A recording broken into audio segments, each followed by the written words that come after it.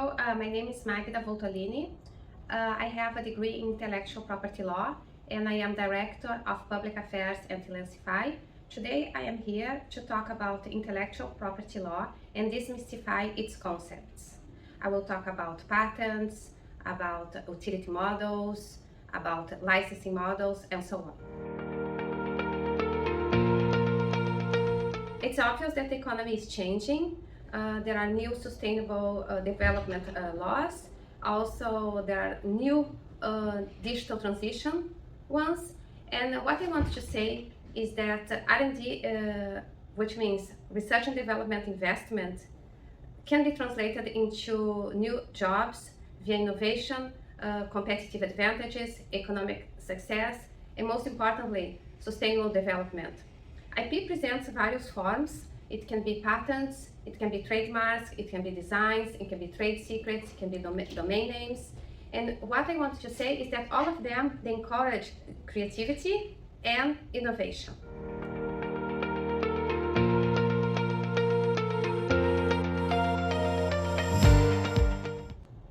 I will share with you two examples, one of a startup and one of a large company, giving a context.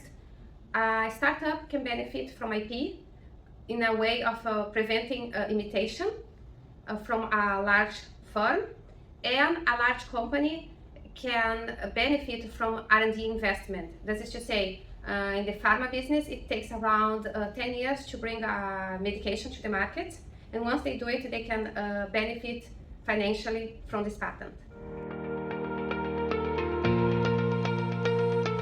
If there were no IP rights, competitors could use, sell the same products at lower rates without any sort of investment and research and development. IP laws protect IP owners, and therefore they ensure that IP owners have the right to license their IP rights in exchange of royalty rates.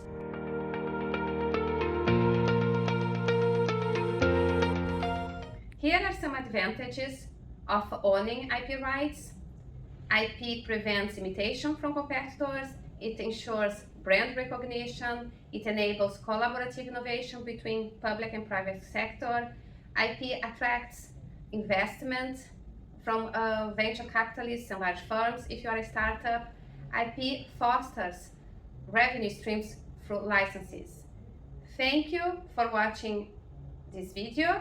I hope I was able to share with you the importance of owning IP rights, and stay tuned. The next one will be about patents.